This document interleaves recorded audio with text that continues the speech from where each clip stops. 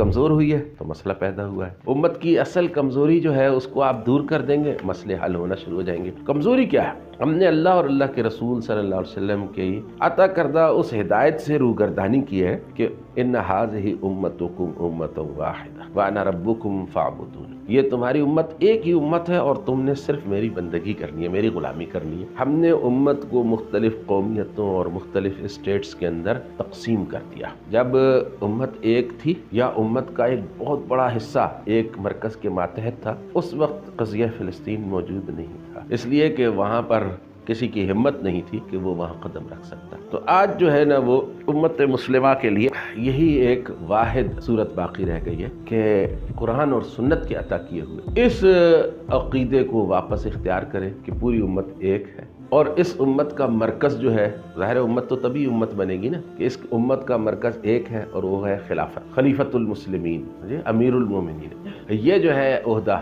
اس کو امت بحال کرے، اس کے دست مبارک کے اوپر بیعت کرے۔ جب نبی کریم صلی اللہ علیہ وسلم کی وفات ہوئی تو فتنے ایک دم سے کھڑے ہوئے، اور ان فتنوں نے کیا کیا؟ انہوں نے کہا ہم زکوٰۃ نہیں دیں گے۔ انہوں نے کہا کہ اگر محمد صلی اللہ علیہ وسلم جو ہے نا وہ رسول تھے تو یہ 4-5 اور بھی لوگ ہیں، یہ بھی رسول ہیں، نبی ہیں۔ انہوں نے کہا کہ جی اگر رسول ہوتے اللہ کے سچے معاذ اللہ تو پھر وفات نہ ہوتی۔ تو فتنے کھڑے ہو گئے۔ اب صحابہ کرام نے ان کے ساتھ مناظروں کے لیے جماعتیں نہیں بنائیں، جو لوگ مرتد ہو گئے تھے ان کے خلاف تبلیغی جماعتیں نہیں بھیجیں ان کے اسلام لانے کے لیے، تو جن لوگوں نے نبوت کا دعویٰ کیا تھا ان کے خلاف تحریکیں نہیں چلائیں ختم نبوت کی۔ یہ میں ان پر تنقید نہیں کر رہا ہوں، یہ میں آپ کو بتا رہا ہوں کہ صحابہ کرام کی اسٹریٹجی کیسی ڈیفرنٹ۔ صحابہ کرام نے سب سے پہلے یہ دیکھا کہ امت تو ایک ہی ہے، امت کا مرکز جو ہے وہ نبی علیہ الصلوۃ والسلام کی ذات پاک ہے۔ آپ کی وفات کے بعد مرکز کو بحال ہونا چاہیے۔ اب مرکز کی بحالی میں 3-4 گروپس جو ہیں اپنے اپنے نمائندگان ذہن میں رکھتے تھے، بات نہیں ہوئی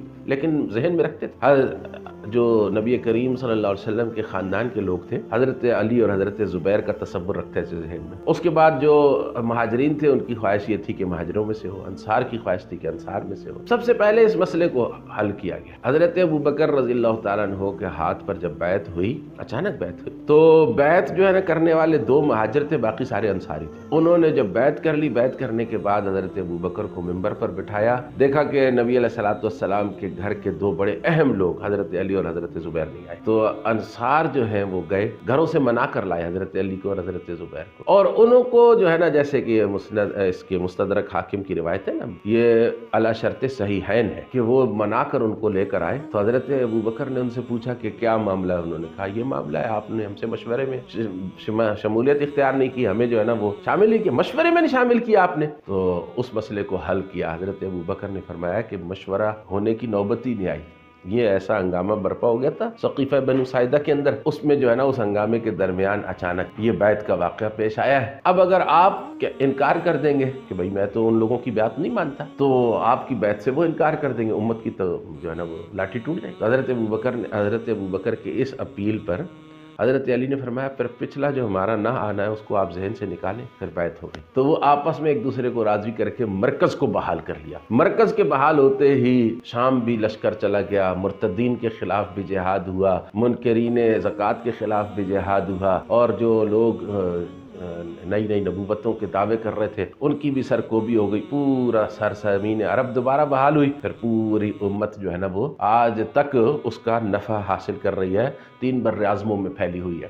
تو امت کو سب سے پہلے اپنی کیا چیز دور کرنی ہے؟ کمزوری دور کرنی ہے، خلافت کو بحال کرنا ہے۔ خلافت کو آپ بحال کیے بغیر جو دشمن ہیں ان کے حملوں کو روک نہیں سکتے۔ کامیاب جو ہے نا آپ کا وقت وہ ہے کہ جس وقت میں آپ کے زمین پر خلافت موجود تھی، اور ناکام ترین اوقات پوری امت کے وہ ہیں جن میں کہ امت مسلمہ کے اندر خلافت موجود نہیں ہے۔